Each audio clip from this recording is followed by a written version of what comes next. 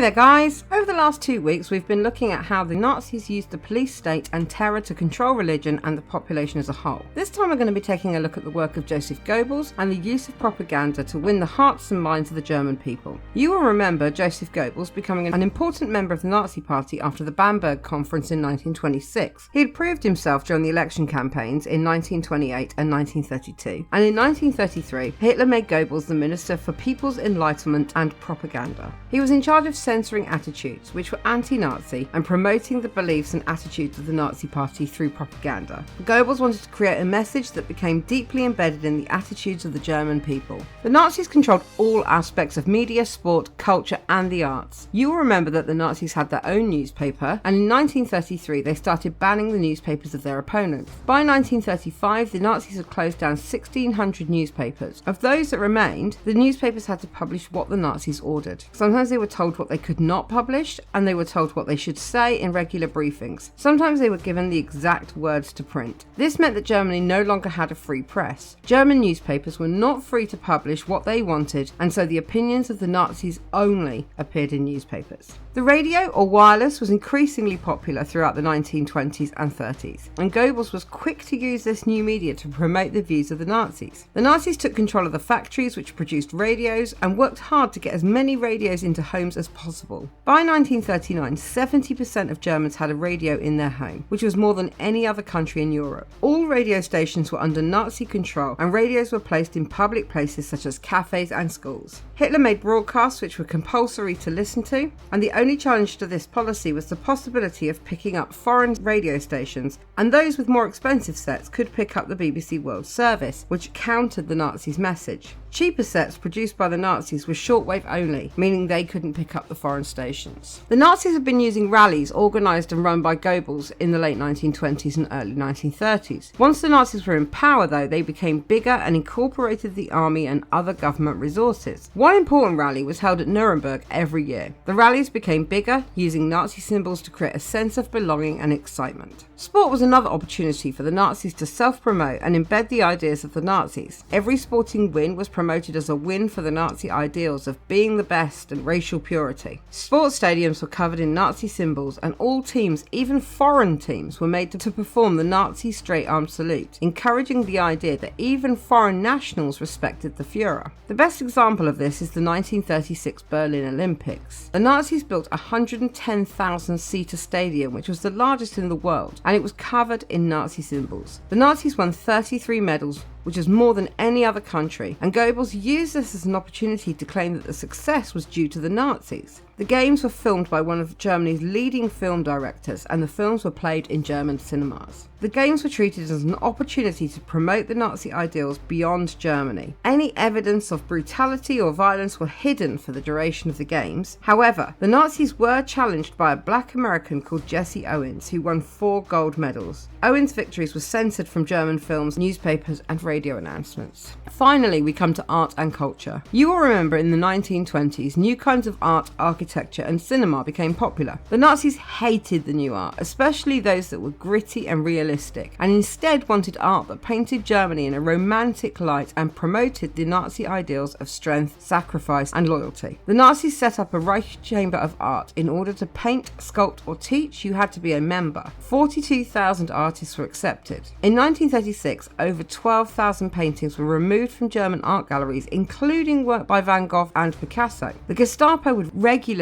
check on artists to ensure they were following the Nazi rules. The Nazis also held competitions to encourage the kind of art they wanted, with big prizes to encourage artists. Music was another area that the Nazis tried to control. The music of black and Jewish artists was banned, including jazz and Mendelssohn. However, other music, particularly that of German composers, was encouraged. For example, Wagner, Beethoven and Bach. German folk music was also encouraged. As a counter to the Bauhaus movement of the 1920s, the Nazis encouraged their own architecture. Hitler appointed Albert Speer to complete major projects, including the parade ground for the Nuremberg rallies and the offices of the Chancellor in Berlin in 1938. Speer used the ideas of the Nazis to inspire his buildings, incorporating massive Nazi flags and symbols to reflect the power of the Nazis. His buildings were huge to give an impression of power, and he used inspiration from ancient Greek and Roman buildings to create the impression of grandiosity and history. Perhaps the most infamous images of the Nazi culture are those of the book burnings. During the 1930s and 40s, millions of books were taken from libraries and universities and burned. The books taken were those written by Jewish or communist writers and those who were anti-Nazi. These included the works of Sigmund Freud and Albert Einstein. However, the Nazis did not just burn books, they also controlled the publishing of new books. All new books had to be approved by the Chamber of Culture, and authors the Nazis disliked were banned. Finally, you will remember that cinema was a new medium that gained popularity in the 1920s, and Goebbels was quick to use it for his own purposes. Just like books, art and newspapers, everything shown in German cinemas had to be approved by Goebbels personally.